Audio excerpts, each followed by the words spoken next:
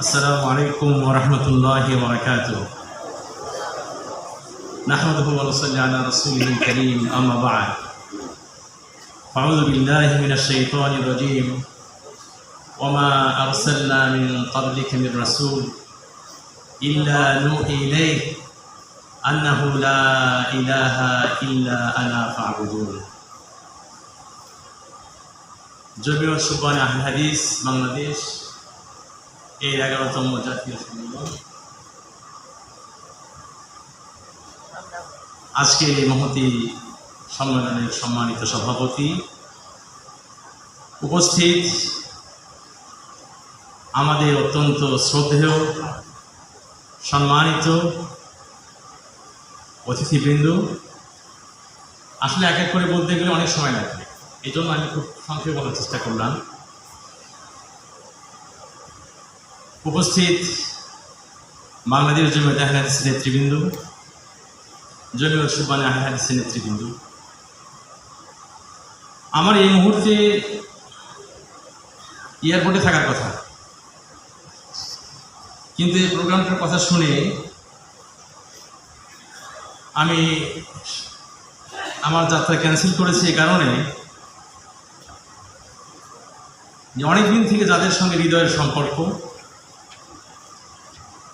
অন্তর দিয়ে যাদেরকে ভালোবাসি, শ্রদ্ধা করি, সম্মান জানাই,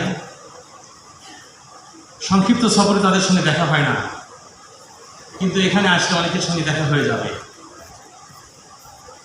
এই জন্য এয়ারপোর্টে যাওয়ার বিষয়টাকে ক্যান্সেল করে আমি এখানে এসেছি।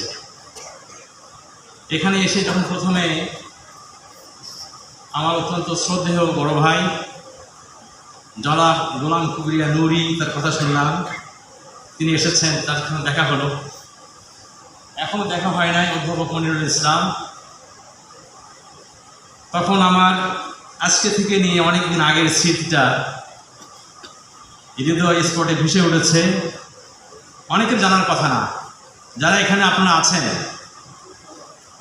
তাদের সবার জন্য একটা প্রশ্ন আমি করি, শুধুমাত্র জানার জন্য করে।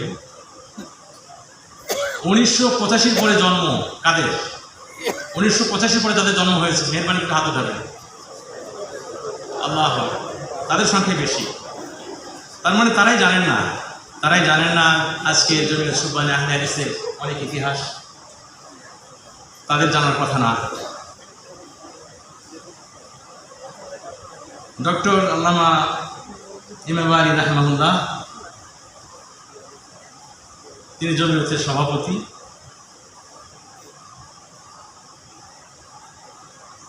অনেক কথা ভিতরে আছে, সবগুলো না বলে শুধু বললাম। একদিন বিকেলবেলায় যাত্রাবাড়ি মাদ্রাসা মুহাম্মদ আরবি আসলেন, তখন আমরা চিনতাম না, প্রফেসর শামসুল আলম স্যারকে চিনতাম না। স্যারকে নিয়ে এসে বললেন যে ইনি তোমাদের স্যার, একজন স্যার, রাজশাহী ইউনিভার্সিটির অ্যারাবিক ডিপার্টমেন্টের চেয়ারম্যান, তিনি তোমাদের সঙ্গে সময় দেবেন, তার সঙ্গে বসে তোমরা সুবহানের বিষয়গুলো আলোচনা করে নাও। স্যার বলে গেলেন ওইভাবে স্যারের সঙ্গে নিউ মার্কেটে চলে যাওয়া, সুবহানের অফিসিয়াল টুলসগুলো কেনার জন্য। দুটো ট্রাক, কিছু খাতা, কিছু কলম, আরও যাবতীয় সামান্য জিনিস নিয়ে আসা হলো। নবপুর রোডে অফিসে আমরা উঠলাম, আমাদের জন্য একটা রুম বরাদ্দ দেওয়া হলো। অনেক ইতিহাস, অনেক কথা, কিন্তু আজকে আপনাদেরকে দেখে আমার খুব ভালো লাগছে। আমি খুব আনন্দ অনুভব করছি যে আমাদের সেই স্মৃতিমাখা ছোট্ট জমিয়ত সুবহান আহলে হাদিস আজকে অনেক বড় হয়েছে। আপনারা তাদের সাথ দিয়েছেন, সঙ্গ দিয়েছেন, আপনারা তাদের সাথে আছেন, আলহামদুলিল্লাহ। এখানে আসার কারণে দুনিয়ারই খুব একটা উপকার হবে তা কিন্তু না, অনেক কিছু পেয়ে যাবেন এই সুযোগও নাই। কিন্তু আমি আপনাদেরকে স্মরণ করে দিতে চাই, আল্লাহ রাসূল সাল্লাল্লাহু আলাইহি সাল্লাম বলেছেন,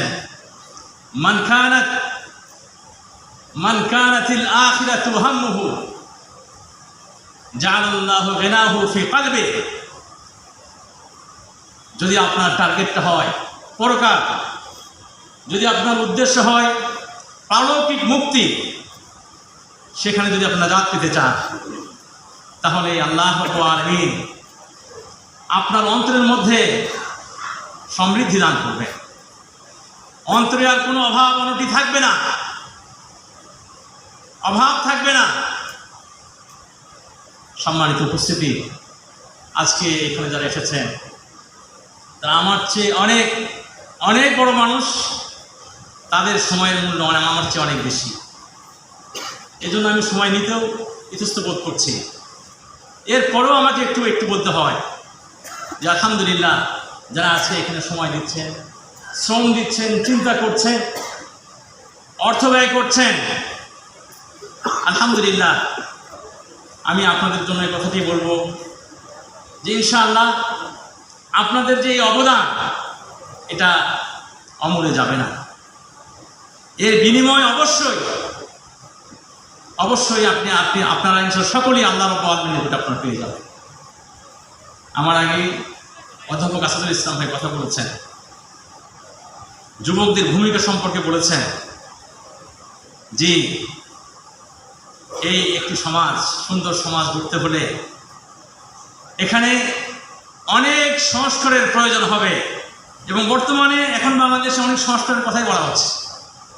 সংস্কার লাগবে আমাদের অর্থনৈতিক ক্ষেত্রে, সংস্কার লাগবে আমাদের শিক্ষা ক্ষেত্রে, সংস্কার লাগবে আমাদের জীবনের পথে বিভিন্ন জায়গায় বিভিন্ন ক্ষেত্রে। কিন্তু আমি মনে করি অনেক সংস্কারের কথা এই সমাজের অনেক মানুষই বলে যাবে, কিন্তু একটি সংস্কারের কথা হয়তো অনেকেই বলবে না। সেটা হয়তো ওটা পাশেই থেকে যাবে, কিন্তু জমিয়তে সুবহানে আহলে হাদিসের সদস্য হিসাবে, বাংলাদেশ জমিয়তে আহলে হাদিসের সদস্য হিসাবে এই সংস্কারের কথা আর কেউ না বলুক, আপনাকে বলতে হবে। এবং সেই সংস্কার করার জন্য আল্লাহ রাব্বুল আলামিন যুগে যুগে কালে কালে নবী এবং রাসূলগণকে প্রেরণ করেছিলেন। ওমা আরসালনা মিন ক্বাবলিকা মির রাসূল ইল্লা নূহি ইলাইহি আন্নাহু লা ইলাহা ইল্লা আনা ফা'বুদুন। জি, যত সংস্কার হোক, ব্যক্তি জীবন এই সমাজের একটা বড় পার্ট, বড় অংশ। ব্যক্তি জীবনের উপরে ভিত্তি করে সমাজ গড়ে ওঠে, আর সেই ব্যক্তি জীবন থেকে যদি শিরক দূরীভূত না হয়, সেখানকার যদি আবর্জনা ময়লা পরিষ্কার না হয়, যত সংস্কার করা হোক, সেই সংস্কারে মানবতা মুক্তি এবং সফলতা আসতে পারে না। কাজেই আজকে যুবকদেরকে, আমার ভাইদেরকে, যাদের সঙ্গে হয়তো আমার কোনোদিন দেখা হয় নাই, যাদের সঙ্গে হয়তো আমার কখনো পরিচয় হয় নাই, আজকে আমি থেকেই গিয়েছিলাম শুধু এই কারণেই যে অনেক ভাইয়ের সঙ্গে আমার দেখা হবে, অনেকের সঙ্গে আমি পরিচয় হব। এজন্য যে আমি আপনাদেরকে অন্তর দিয়ে ভালোবাসি। পৃথিবীর যে কোণারে যে প্রান্তিক হোক না কেন, সহিহ আকীদার একজন মানুষ, একজন যুবক, আমি তাকে ভালোবাসি, আমি তাকে সম্মান করি। একজন প্রবীণ বৃদ্ধ বয়স্ক মানুষ, আমি তাকে পরম শ্রদ্ধার আসনে অধিষ্ঠিত করি। কাজী আপনারাও ইনশাআল্লাহ যারা এই সহিহ আকীদার কথা বলবেন, যারা আকীদা সংস্কারের কথা বলবেন, যারা নবী রাসূলের রেখে যাওয়া দাওয়াতের কথা বলবেন, তাদেরকে সম্মান করবেন, শ্রদ্ধা করবেন। এটা আপনাদের প্রতি আমার একটা আকিদ থেকে গেল। আমার কথা এখানে শেষ। আমি পরিশেষে আপনাদের সকলের জন্য দোয়া করি, সকলের জন্য আল্লাহ রাব্বুল আলামিনের নিকটে প্রার্থনা করি, আল্লাহ রাব্বুল আলামিন আমাদের সকলকে দ্বীনের পথে অবিচল থাকার তৌফিক দান করুন। আর যাদের মাধ্যমে আমরা এই বড় একটি সংগঠনের সঙ্গে সম্পৃক্ত হওয়ার, এখানে নিজেদেরকে দাঁড় করানোর সুযোগ পেয়েছি, তাদের জন্য আল্লাহর নিকট দোয়া করি। আল্লাহ যে সমস্ত মানুষের সঙ্গে আমাদের পরিচয় হয়েছিল, সেই ডক্টর মোহাম্মদ আব্দুল বারী রাহিমাহুল্লাহ,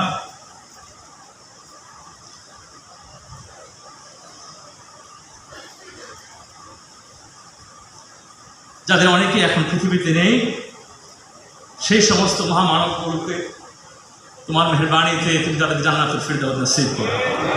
যারা অনেকেই এখন বেঁচে আছেন, আল্লাহ রাব্বুল আলামিন তাদেরকে ইসলামের উপরে বেঁচে থেকে ঈমানের সঙ্গে কবরে যাওয়ার তৌফিক দান করুন। জাযাকুমুল্লাহু খাইরান। আসসালামু আলাইকুম ওয়া রাহমাতুল্লাহ।